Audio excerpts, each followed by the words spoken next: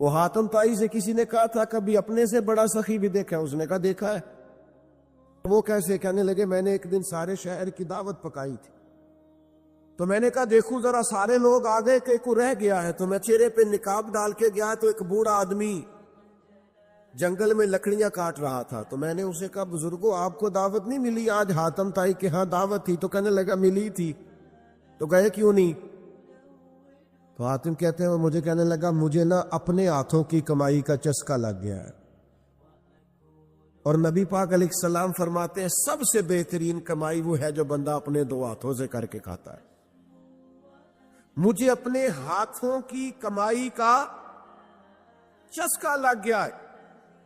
حاتم کہتے ہیں میں بڑا پریشان ہوا کہ کمال ہو گئی یار، مزدور ہو کر دعوت اتنی قیمتی اور یہ گیا نہیں۔ کہتے ہیں میں گھوڑے پہ بیٹھ کے واپس آنے لگا تو پیچھے سے مجھے آواز دی، کہنے لگا یہ 3 دینار میرے بھی لے جانا اور وہاں جو لنگر پکا رہا اسے دے دینا، حاتم طائی کو تو ضرورت نہیں، بڑے بڑے اچھے لوگوں نے دعوت پہ آنا ہے، چلو تھوڑا حصہ میرا بھی پڑ جائے گا۔ تو حاتم کہتے ہیں میں گھوڑے سے گر گیا نیچے اور میں نے کہا ادھر آ تیرے ہاتھ چوموں، میں حاتم طائی ہوں، میں تو امیر ہو کے سخی ہوں، تو غریب ہو کے بڑا سخی ہے۔ کسی نے کہا آپ کو حضور سے کتنا پیار ہے؟ تو مولا علی فرمانے لگے صحرا کا علاقہ ہو، گرمی کا موسم ہو، پیدل سفر ہو، پانی پاس نہ ہو، فرمایا اس موسم میں جتنا کسی پیدل چلنے والے کو پانی سے پیار نہیں ہوتا۔ میرے ایک دوست ہے وہ کہا کرتے ہیں کہ حضرت صاحب یہ گرمیوں میں جب میں روزہ کھولتا ہوں تو گلاس پانی سے میرا کچھ نہیں بنتا، میرا دل کرتا ہے ٹوٹی کا پائپ لگاؤں منہ میں۔ یہ پانی سے جو پیار ہوتا ہے نا، یعنی آپ درجنوں سینکڑوں نعمتیں چون لیں دسترخوان پر جو پانی ہوتا ہے نا اس کے بغیر گزارا نہیں ہوتا۔ مولا علی کی بات تو سمجھے نا، مولا کائنات کیا فرماتے؟ فرماتے ہمیں حضور سے اتنا پیار ہے کہ گرمی کا موسم ہو، صحرا کا علاقہ ہو، پیدل سفر ہو، یہ کبھی آپ اس موسم میں جس کو دیر ہو گئی وہ پانی نہ پیا ہو، ذرا اس کو دیکھے نا، پانی پانی پانی پانی کرتا پھرتا ہے۔ فرمایا جس طرح گرمی کے موسم میں صحرا کے علاقے میں پیدل چلنے والے مسافر کو جتنا پانی سے پیار ہوتا ہے نا، مجھے اس سے بھی بڑھ کر مدینے والے محبوب سے پیار ہے۔ یہ کیفیت آپ سمجھیں، اس ذوق کو آپ سمجھیں۔ محبت کا پورا جب تک ذائقہ نصیب نہیں ہوتا، پورا شوق نصیب، میں آپ کی خدمت میں عرض کروں، محبت بہرحال کسی نہ کسی شے سے ہونی تو ہے۔ غالب کہتے ہیں درد اگرچہ جاں گزل ہے، کروں کیا دل ہے، غم عشق اگر نہ ہوتا تو غم روزگار ہوتا۔ چلو اگر عشق کا غم نہ لگاؤ گے تو روٹی کا غم لگ جائے گا، غم تو کوئی نہ کوئی لگنا ہی ہے، تو بہتر نہیں محبت رسول کا غم پالا جائے، عشق رسول کا غم پالا جائے، حضور کے پیار کا، نبی پاک کی محبت کا ذائقہ اپنی طبیعت میں پیدا کیا جائے، یہ بہتر نہیں؟ میرے عزیز یاد رکھیے گا اور اس کو سمجھیے گا کہ جب تک آپ نبی پاک علیہ السلام سے والہانہ پیار بھی کرتے، یعنی یار آپ کا وہ والا ذوق بھی تو ہونا، وہ والا رنگ بھی تو ہونا جو حضرت صوبان بن مالک نے پیش کیا ہے۔ یعنی وہ مسجد نبوی شریف میں آئے ہیں اور حضور کے سامنے بیٹھ کے رو رہے ہیں، تو محبوب نے فرمایا کیا ہوا؟ عرض کی حضور میں جب گھر میں ہوتا ہوں تو آپ کے بغیر میرا دل نہیں لگتا۔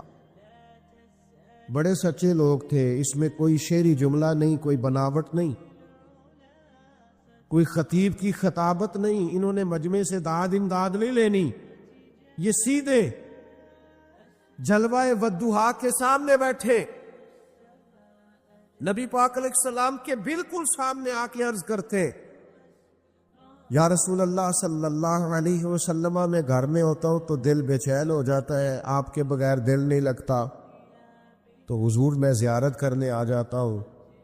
ذرا میں نے پھر کہا کہ یہ کوئی خطیب نہیں، کوئی ادیب نہیں جملہ لکھنے والا، یہ صحابی رسول ہے، اور یہ وہ لوگ ہیں کہ جن کی عدالت کی اور جن کی نفاست کی اور جن کی شان و شوکت کی گواہیاں یہ چاند بھی دیتا ہے، سورج بھی دیتا ہے، زمین بھی دیتی ہے، زمانہ بھی دیتا ہے، اللہ کا قرآن بھی دیتا ہے۔ یہ وہ پاکیزہ جماعت ہے، محمد رسول اللہ والذین معاہ، اور جو حضور کے ساتھ والے۔ یا رسول اللہ دل نہیں لگتا آپ کے بغیر، تو میں آ کے دیدار کر لیتا ہوں۔ یہ محبت جو ہوتی ہے نا، یہ وارفتگی پیدا کرتی ہے، یہ شوق پیدا کرتی۔ تو حضور نے فرمایا آج کیوں روتے ہیں؟ عرض کی یا رسول اللہ روتا اس لیے ہوں کہ قیامت میں جنت تو اللہ تعالیٰ اپنی رحمت سے اور آپ کی دعا سے عطا کرے گا، لیکن آپ تو ہوں گے نا اونچے والے درجے میں نبیوں کے ساتھ۔ تو حضور میں جنت میں تو جاؤں گا، پر میرا وہ سٹیٹس نہیں نا جو پیغمبروں کا محلہ ہے، وہ جو ایک بڑی وادی ہے وہاں تو میں نہیں حاضر ہو سکوں گا۔ تو یا رسول اللہ صلی اللہ علیہ وسلم اگر جنت میں زیارت نہ ہوئی، یعنی وہ جنت میرے کس کاری جتھے یار نظر نہ آوے، حضور اگر زیارت نہ ہوئی تو نظام کیسے چلے گا؟ ابھی وہیں کھڑے ہیں حضرت صوبان بن مالک کے حضرت جبریل آ گئے اور قرآن لے کے آئے، کہا محبوب ان سے کہہ دیجئے جو اللہ رسول کی اطاعت کریں گے نا تو صبح قیامت انہیں نبیوں، صدیقوں، شہیدوں اور صالحین کے ساتھ ہی رکھا جائے گا۔ میرے عزیز، امت میں نا وہ شوق پیدا کرنے کی ضرورت ہے، آنے والی نسل کو محبت رسول کا وہ اصل درد دینے کی ضرورت۔ حضرت سفینہ رضی اللہ تعالیٰ عنہ صحابی رسول ہے، مشکات میں موجود ہے۔ ایک قافلے کے ساتھ جا رہے تھے تو رستہ بھول گئے، جنگل کی طرف نکل گئے، سامنے سے شیر آ گیا، یعنی آپ نے سن لیا اور میں نے کہہ دیا لیکن شیر آ گیا۔ یہاں شیر کی بات نہیں، ابھی مجمع میں چوہا بھی آ جائے نا تو لگ پتہ جائے گا کہ آ گیا ہے، بلی بھی آ جائے تو پتہ چل جاتا ہے کہ بلی آ گئی ہے۔ بکھرنے لگتے ہیں لوگ، اور شیر ہی آ گیا اور بالکل سامنے کھڑا ہو گیا۔ تو حضرت سفینہ گھبرائے نہیں، کوئی اور بات نہیں کی، شیر کی طرف دیکھ کے کہنے لگے پتہ ہے میں کون ہوں؟ پھر خود ہی فرمانے لگے میں رسول پاک کا غلام ہوں، میں نبی پاک کا غلام ہوں، حضور کا غلام۔ اس لیے کہ باقی سارے تعارف اب چھوڑ دیے ہیں، وہ برادریوں پہ ناز کرنا، وہ قبیلوں پہ ناز کرنا، وہ اپنی تعلیم پہ ناز کرنا، وہ اپنے مال پہ ناز کرنا، وہ اپنے علاقے پہ ناز کرنا، جو چھوڑ دیا ہے۔ اپنی ملت پر قیاس اقوام مغرب سے نہ کر، خاص ہے ترکیب میں قوم رسول ہاشمی۔ فرمایا اب ہمارا ناز ایک ہی ہے کہ ہم مدینے والے کے غلام ہیں، اب ہماری یہی برادری، یہی قبیلہ، یہی تعارف، یہی ہماری شناسائی کا علامتی نشان ہے کہ حضور کے غلام ہیں۔ اور ہزاروں قومیں وجود میں آئی، دہر میں خشک اور تر کے رشتے سے، پر ہم نے بنیاد دوستی رکھی یاد خیر البشر کے رشتے سے۔ نبی پاک صلی اللہ تعالی علیہ وسلم کے صحابی کہنے لگے میں حضور کا غلام ہوں، تو نبی پاک فرماتے ہیں ارسلت الی الخلق، میں مخلوق کا رسول بن کے آیا ہوں۔ جب کہا نا میں نبی پاک کا غلام ہوں تو شیر نے رستہ چھوڑ دیا۔ یہ غلامی رسول، یہ عشق رسول وہ تعارف ہے کہ بڑے بڑے خون خار درندے بھی رستہ چھوڑ جاتے ہیں اور پیچھے ہٹ جاؤ، کوئی عام نہیں آ رہا، مدینے والے کا غلام آ رہا۔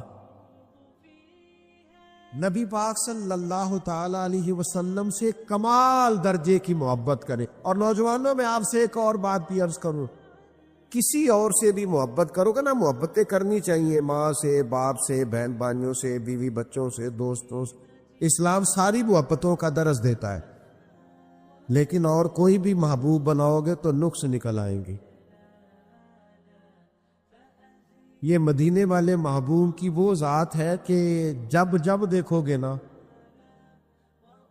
جس زاویہ نگاہ سے دیکھو گے، اخلاق دیکھنا چاہو گے تو پھر بھی حضور سے پیار ہو جائے گا، حسن دیکھنا چاہو گے تو پھر بھی پیار ہو جائے گا، نبی پاک کا حلم دیکھو گے تو پھر بھی پیار ہو جائے گا، بردباری دیکھو گے تو پھر بھی پیار ہو جائے گا. یعنی ایک ایسے شخص بھی ہے ثمامہ بن اسحال، جنہیں گرفتار کر کے لایا گیا، قیدی بنا کے مسجد نبی کے ستون سے باندھا گیا، سخت ترین دشمن تھے. انہوں نے مسجد میں بندے ہوئے ستون سے حضور کے جلوے دیکھے، بندے کہ تیریاں ویکھ کے عداوہ میں مرید ہو گئی. یعنی ستون سے بندے ہوئے محبوب کے جلوے دیکھے، 2-3 دن بندے رہے. اور پھر وہ بات لمبی ہے، میں بس اشارہ کرتا ہوں. حضور نے فرمایا انہیں آزاد کر دو. لیکن کیا آزاد ہونا تھا اور کیا انہوں نے لوٹ کر جانا تھا. وہ چلے گئے اور مدینہ شریف کے کنویں سے غسل کر کے واپس آ گئے اور محبوب کی بارگاہ میں آ کے عرض کرنے لگے، حضور اب نہیں جانا، اب تو کوئی جلوہ پیارا لگتا ہے تو آپ کا جلوہ ہے، کوئی دین پیارا لگتا ہے تو آپ کا دین ہے، اور یا رسول اللہ اگر کوئی شہر پیارا لگتا ہے تو آپ کا شہر مدینہ پیارا لگتا ہے.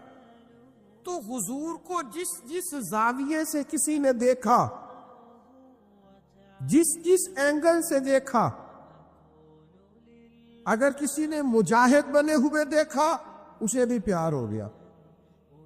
یہ کیسے مجاہد ہے کہ جو اپنے مخالفین میں سے کچھ لوگوں کو قیدی بنا کے لاتے ہیں تو اپنے غلاموں کو تلقین کرتے ہیں کہ ان کے کھانے کا ذرا خیال رکھنا. یہ قیدی بنا کے، یہ کوئی پھول لے کے نہیں آئے تھے جنگوں میں مقابلے میں، ان پر ذرا توجہ دینا. اور یہ کیسے سپہ سالار ہے کہ ان کے وہ مخالف جنہوں نے 3 سال تک بائیکاٹ کیے رکھا اور شیب ابی طالب میں قید کیے رکھا، ان میں سے جب کچھ لوگ قیدی ہو کے آتے ہیں اور حضرت بلال ان کی رسیاں ذرا زور سے باندھتے ہیں اور وہ ہائے ہائے کرتے ہیں تو محبوب رات کو اٹھ جاتے ہیں، فرماتے ان کی رسیاں ذرا ڈھیلی کر دو، یہ کراہتے ہیں تو مجھے نیند نہیں آتی. تم جس زاویے سے بھی دیکھو گے نا، جس زاویے سے تم میں سمجھ آ جائے گی کہ پیار کرنے کے، اتباع کرنے کے، عشق کرنے کے قابل اگر کوئی کامل ہستی ہے تو وہ مدینے والے محبوب کی ہستی ہے.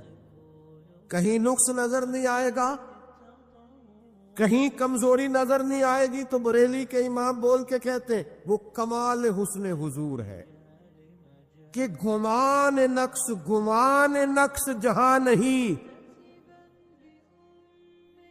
یہی پھول خار سے دور ہے، یہ وہ شمع ہے کہ دھواں نہیں. اور تیرے آگے ہے یوں دبے لچے فصحا عرب کے بڑے بڑے، کوئی جان منہ میں زبان نہیں بلکہ جسم میں جان نہیں. اور جب یہ ساری باتیں بیان کرتے ہیں تو پھر ہمیں کہتے ہیں جب تم ایسا کرو گے، ایسا بیان کرو گے، اس رنگ کو دیکھو گے تو تمہیں حضور سے پیار ہو جائے. اور جب پیار ہوگا تو انداز یہ ہوگا کہ کروں تیرے نام پہ جاں فدا، نہ بس ایک جاں 2 جہاں فدا، میرا 2 جہاں سے بھی نہیں جی بھرا، میں کروں کیا کہ کروڑوں جہاں ہے. تو حضور سے والہانہ کسی سے محبت ہو جائے نا تو اس کی نسبتوں سے بھی پیار ہو جاتا ہے، اس کے تعلق والوں سے بھی پیار ہو جاتا ہے. یہ میرے دوست کا دوست ہے، لوگ یہ کہہ کے اس کو بھی اپنا لیتے۔ یہ میرے شیخ کے آستانے پہ جاروب کش ہے، یہ کہہ کے بھی لوگ اسے اپنا لیتے۔ ہمیں حضور کے کل صحابہ پیارے ہیں، نبی پاک کی نسل مبارک کا ایک ایک بچہ پیارا ہے، اس لیے کہ ہماری محبتوں کا کل مرکز رسول رحمت کی ذات والا صفات۔ نبی پاک علیہ السلام سے جب پیار کریں گے نا، نوجوانوں میں آپ کی خدمت میں عرض کروں، حضور سے پیار کرو گے نا تو یہ جو آج کے دور کی ٹینشن ہے نا، ڈپریشن ہے، انزائٹی ہے، پریشانی ہے، ذہنی دباؤ ہے، فکری تناؤ ہے، وسوسوں کا غلبہ ہے، اور کچی پکی سوچیں ہیں، اور یہ کر لو کہ نہ کرو، قوت ارادی کی کمی ہے۔ حضور سے پیار کرو گے تو مقصد ہاتھ لگ جائے، نبی پاک سے پیار کرو گے تو جینے کا سلیقہ آ جائے گا۔ میں آپ سے عرض کروں، حضور سے پیار ہو جائے تو جینے میں بھی مزہ آتا ہے، مرنے میں بھی مزہ آتا ہے۔ زندگی نہ کسی کام لگ جاتی، زندگی کسی سمت روانہ ہونے لگتی۔ نبی پاک علیہ السلام نے فرمایا جو رب پہ بھروسہ کرے گا، اللہ کی رحمت اس کی کفایت کرے گی۔ وَإِن يَتَوَكَّلْ عَلَى اللَّهِ فَهُوَ حَسْبُهُ، وہ اللہ پہ بھروسہ کرے گا، اللہ اس کے لیے کافی ہو جائے گا۔ اور فرمایا سارے دنیا دار مل کے تیرا کچھ بگاڑنا چاہیں، بگاڑ نہیں سکتے جب تک اللہ نہ چاہے۔ تو پھر رجوع تو اللہ کی جانب کرنا چاہیے۔ نبی اکرم صلی اللہ تعالی علیہ وسلم نے اپنی امت کو توانائی اس بات سے دی کہ اللہ ہمارے ساتھ ہے۔ آپ دیکھیے فکری تندرستی کتنی زیادہ ہے کہ 1000 کے مقابلے میں 313 لوگ ہیں، نہ اسلحہ پورا ہے، نہ گھوڑے پورے ہیں، نہ خوراک پوری ہے، لیکن وہ میدانوں میں اس طرح لڑے ہیں کہ 1000 کو بھاگنے پر مجبور کر دیا۔ وہ ابو جہل نے جب کہا نا جاسوسوں سے کہ جاؤ پتہ کر کے آؤ، تو انہوں نے آ کے کہا وہ تو 313 لوگ ہیں، بچے بھی ہیں، بوڑھے بھی ہیں، چیز کوئی نہیں پاس۔ تو ابو جہل کہنے لگا پھر تو انہیں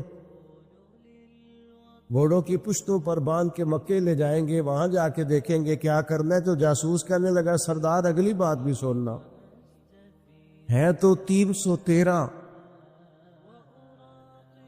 لیکن جان ہتھیلی پہ رکھ کے آئے ہیں۔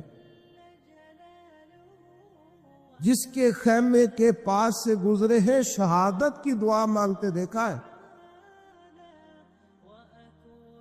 ان کی آنکھوں سے چمکتی ہوئی روشنی اور ان کے لفظوں سے پھوٹتا ہوا بلبلا اور ان کی آوازوں سے نکلتا ہوا دبدبا کسی جگہ بھی انہیں کمزور نہیں ہونے دیتا، ان کے اندر کہیں بھی کوئی کمزوری نہیں آنے دیتا۔ غریبی کا نام لے کے سارا دن پریشان ہونا، غریبی کا نام لے کے اپنے آپ کو مظلوم ثابت کر کے لوگوں کو مدد پر اکسانا، بندہ مومن کا یہ طریقہ نہیں ہے۔ اپنی توجہ اللہ کی جانب کرے، نبی رحمت علیہ السلام کی بارگاہ میں استغاثہ پیش کرے، لیکن دنیا داروں کو مائل کرنا، لوگوں کی جیبوں کی طرف دیکھنا، یہ مومن کی شان گردن کو جھکا دیتا ہے۔ خیرات کا پتھر جہاں میں مانگنے والوں کے سر کبھی اونچے نہیں ہوتے، اور غیرت ہے بڑی چیز جہان تگ و دو میں۔ بھائی آپ طاقتور بنے۔ دیکھیں نا، ایک نوجوان نے آ کے حضور کی بارگاہ عالی مرتبت میں عرض کیا تھا، یا رسول اللہ صلی اللہ علیہ وسلم غریب ہوں، کچھ دیجئے۔ تو حضرت جابر ابن عبداللہ رضی اللہ تعالیٰ عنہ فرماتے ہیں ہم نے حضور سے بڑا کچھ سنا، یہ لفظ نہیں، لفظ لا، یعنی میرے پاس نہیں ہے، یہ ہم نے حضور سے سنا ہی نہیں۔ ایسا کوئی محبوب کہیں ہوگا نہ کہیں ہے،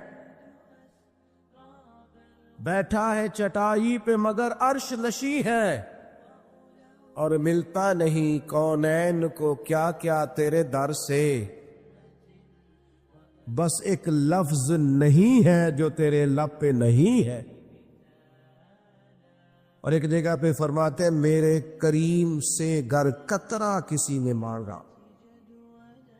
دریا بہا دیے ہیں دربے بہا دیے ہیں۔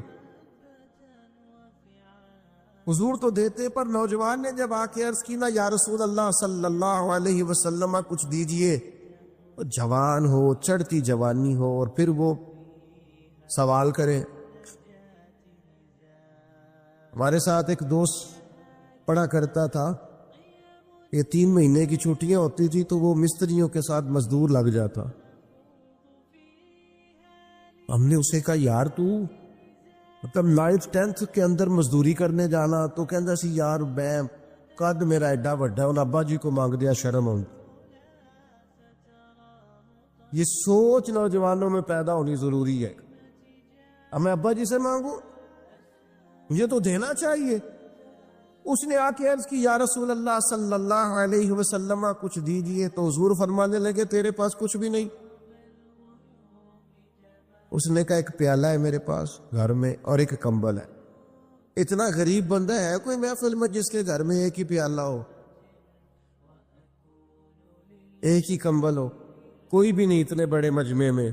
لیکن اگر کوئی ہماری غریبی کا رونا پوچھے تو میرا خیال ہے ہر تیسرا بندہ دوسرا بندہ غریب ہے، اور بڑا ہی غریب ہے۔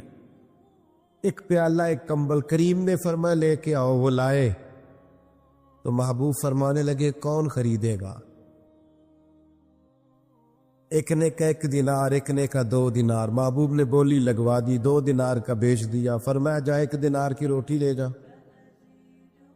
یہ نوجوانوں کو فکر دی کہ وہ انویسٹمنٹ میں تم نے ذات سے اپنے گھر سے لینی ہے۔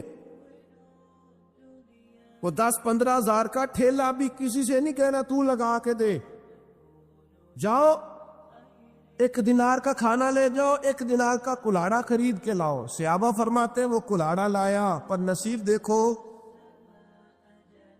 اس کلاڑے میں دستہ نبی کریم نے اپنے دستے مبارک سے لگایا۔